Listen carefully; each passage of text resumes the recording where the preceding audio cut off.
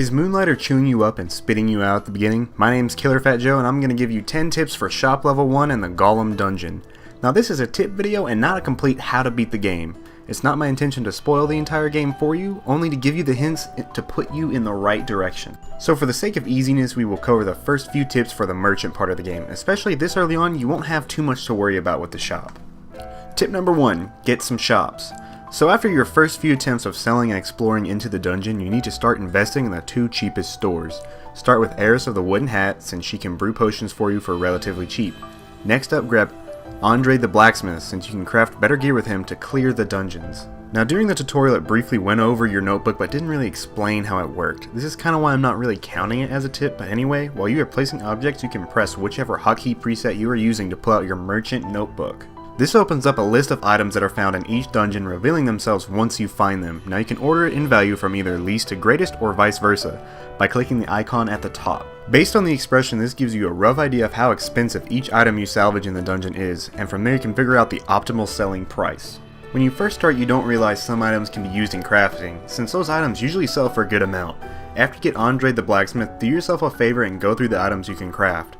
Once you find something you want to use, add it to the wish list part of your notebook. This will mark the craft ingredients you need to build it, and you won't accidentally sell them after scrounging around the dungeon. Once you return back into town from exploring the dungeon, make sure to place all the items you can onto the table, then head into your room to store the rest of them. There is no reason to head into the dungeon with a halfway full backpack, since you'll pretty much just be throwing it into the mirror and wasting a lot of gold. Starting off with our dungeon tips, the pendant literally is your best friend early on. It can get you out of hairy situations and even the boss fight if you're getting spanked on your first try like I did. However, the pendant does take around 200 to 300 gold depending on where you are to transport yourself back to the town. So this one's kinda half shop, half dungeon, but once you get enough gold to upgrade your shop, get that new bed. I am 100% serious, the bed, like in real life, is the only thing that can get you through the day. It gives you plus 50 hit points every time you sleep, so definitely pick that up when you can.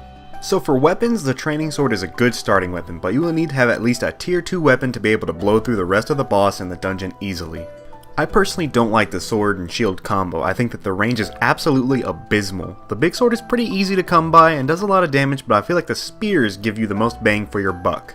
They are pretty easy to craft as well, and they have a great charging attack that can wipe mobs of enemies pretty quick. You can also poke enemies across debris, and can even pick up items that are out of reach if the tip hits them.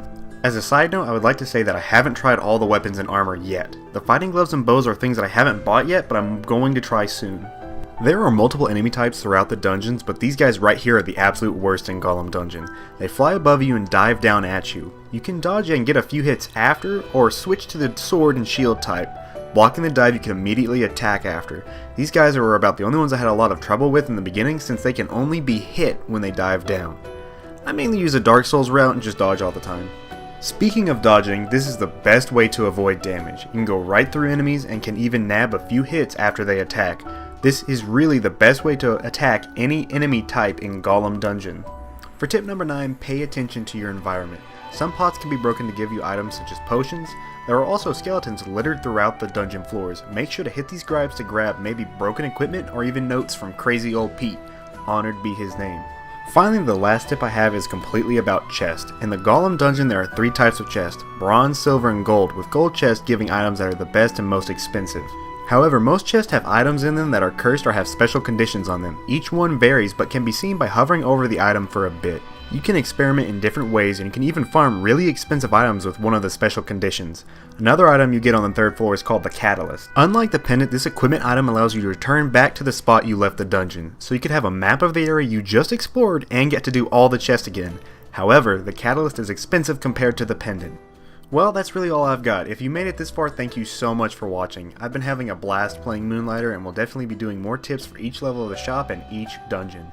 Anyway, leave a like if you enjoyed the video, that gives me a +1 in ego, and gently touch that subscribe button if you really just want more of me.